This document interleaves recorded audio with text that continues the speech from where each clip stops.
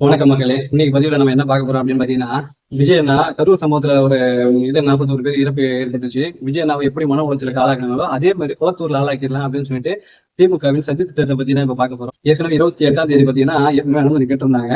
அனுமதி தரல, குழாய் உடைப்பு ஏற்பட்டுச்சு அப்படின்னு சொல்லி சுத்தி பேரிகேட் போட்டாங்க.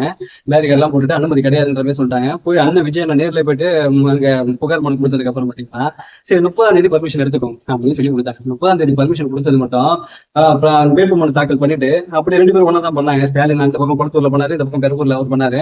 இப்ப பிரச்சார மேற்கொள்ளலாம்னு வரும்போது பாத்தீங்கன்னா பெரம்பூர்ல பாதுகாப்பு, போலீஸ் பாதுகாப்பு இருந்தது, பேரிகேட் எல்லாம் போட்டு எல்லா தொண்டர்கள் மற்றும் ரசிகர்கள் எல்லாம் தடுத்து சேஃப்டியா பண்ணாங்க. ஆனா இது அவர் எங்க இருந்து ஸ்டார்ட் பண்றாரு, எங்க முடிக்க போறாருன்ற வரைக்கும் தான் எல்லாத்துலயும் அனுமதி வாங்கியிருக்காங்க. அப்புறம் எப்படி ஸ்டாலினுக்கு மட்டும் அந்த அவ்வளவு பாதுகாப்பு அவ்வளவு இது கொடுக்குறீங்க, ஜெயிக்க மட்டும் ஏன் இல்லை? இந்த ஆட்சி போலீஸ் யாரு கட்டுப்பாட்டுல இருக்காங்க? ஸ்டாலின் கட்டுப்பாட்டுல இருக்காங்க. தேர்தல் ஆணையம் இதுக்கு எப்படி பொறுப்பாகும்? பாதுகாப்பு வழங்கணும் முன்னாடி சொல்லியாச்சு. அப்ப போலீஸ் தான் அதுக்கு நடவடிக்கை எடுக்கணும். போலீஸ்காரங்க அவங்க கட்டுப்பாட்டுல தான் எப்படி நடவடிக்கை எடுப்பாங்க? அவங்க விஜய் மேல வழக்கு போடுறாங்க. என்னன்னு கேட்டீங்கன்னா 5 பிரிவில் எண்ணிக்கையில் வழக்கு. பொதுமக்களுக்கு இடையில் செஞ்சுட்டாரா, 5 ஒளிபெருக்கை யூஸ் பண்ணணும், 30 ஒளிபெருக்கி யூஸ் பண்றாங்க இப்படின்னு சொல்லிட்டு என்னென்னலாம் அங்க நடக்கலையோ அதுக்கேற்ற மாதிரி எல்லாம் பண்ணிட்டாங்க. பெரம்பூர்ல எந்த பிரச்சனையும் கிடையாது. குளத்தூருக்கு வரவங்க மட்டும் விஜய் அண்ணா மைக் மட்டும் எப்படி வேலை செய்யும்?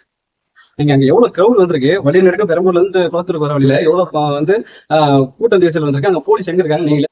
இது மட்டும் இல்ல, தொடர்ந்து காலி வண்டி, அதாவது எம்டி பஸ் தொடர்ச்சியா வந்துட்டு இருக்கு.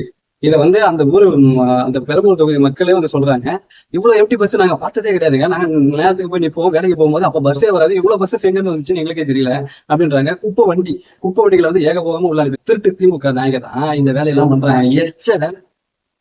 எச்ச வேலையை நல்லா பாக்குறேன். ஏன்னா ஒருத்தர் நல்லது பண்ணணும்னு வரவே கூடாதா? மக்களுக்கு நல்லது செய்யக்கூடாதா?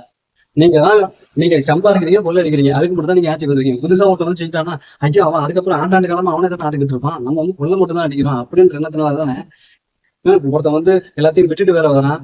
மக்கள் நம்பிட்டாங்களே அப்படின்ற பயமா? ஏன் உங்க தொகுதியில யாரும் பிரச்சாரம் பண்ணக்கூடாதா? இந்த திருப்பி திமுக எச்ச வேலைகளை நல்லா பண்ணுது. பஸ்ஸஸ் அதிகமா இருக்காங்க, குப்பை லாரி விட்டுருக்காங்க, கூட்ட நெரிசல்ல போலீஸ் பாதுகாப்பு கிடையாது அப்படிங்கிறதுதான். இதனாலதான் விஜய் சீக்கிரமா பேசிட்டாங்க, கிளம்பிட்டாரு. ஏன்னா அன்னைக்கு பாத்துருப்பீங்க அந்த கூட்டம் இப்படி அளவு வருது, அந்த நெரிசல்ல இப்படி வந்துட்டு போறாங்க, அலை மாரி அலைக்கடலாம் திறந்துருப்பாங்க, அந்த மாதிரி அப்படி வந்து போறாங்க. இதே சம்பவம் தான் கரூர்ல நடந்துச்சு. நீங்க அந்த வீடியோ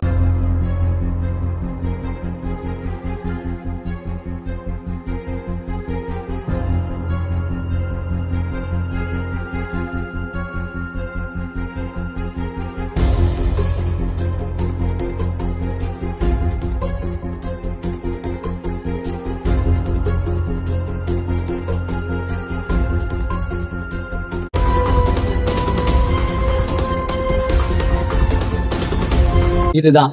இதனாலதான் விஜய் நான் வில்லிவாக்கத்துக்கு அடுத்து போனா இன்னொரு சூழ்நிலை எப்படி இருக்காங்க, போலீஸ் பாதுகாப்பே கிடையாது. அடுத்து நம்ம வில்லிவாக்கத்துக்கு போனா எப்படி போக முடியும், எப்படி பார்க்க முடியும் அப்படின்ற காரணத்தால இதோட போதும்னு சொல்லிட்டு நிப்பாட்டிட்டு அவர் கிளம்பிட்டார், வேகமா கிளம்பிட்டார். அதிகமா கூட பேச பெரம்பூர்ல 10 நிமிஷம் பேசினாரு. ஆனா இந்த குளத்தூர்ல அதிகமா பேசவே முடியல அவனால.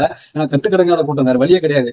திருப்பி உயிர் பலிகள் எதனா போச்சுன்னா காரணம் விஜய் மட்டும் தான் சொல்லுவாங்களே தவிர வேற எதையும் முன் வைக்க மாட்டாங்க. அதனாலதான் விஜய் என்ன கிளம்பிட்டாரு. இன்னொரு மேட்டர் என்னன்னு கேட்டீங்கன்னா, கூட்டணி கட்சியில இருக்கிற ஓபிஎஸ் மட்டும் பட்டாசு வெடிச்சு எல்லாம் பண்ணுவோம், அப்பெல்லாம் பொதுமக்களுக்கு இடையே வருவாதான்.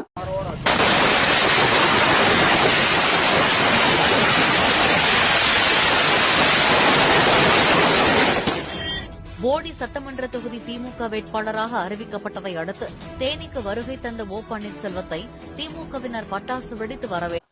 அவங்க ரோட்ல எல்லாம் வண்டியை பிளாக் பண்ணிட்டு எல்லாம் பண்றாங்க, அப்போல எந்த பிரச்சனையும் வராதா? ஆனா விஜய் அவர் பண்ணா மட்டும்தான் எல்லாம் இது. அவர் அப்ப முறையான பர்மிஷன் வாங்கிட்டு தான் விட்டாரு. பாதுகாப்பு கொடுக்கக்கூடிய நீங்க அவர் மேலேயே போய் சொல்லிட்டு உட்காந்துருக்கீங்க.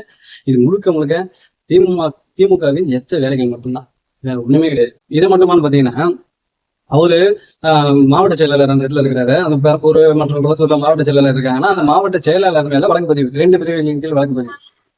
இப்படி எல்லாரையும் நம்ம ஏற்கனவே நிறைய வீடியோ போட்டிருக்கோம். திமுகவின் அடக்குமுறைகள் தான் இதுக்கு காரணம். எதுனாலும் அடக்குமுறைகளை வச்சு மட்டும்தான் பண்ணுது அப்படின்னு. நன்றி, வணக்கம்.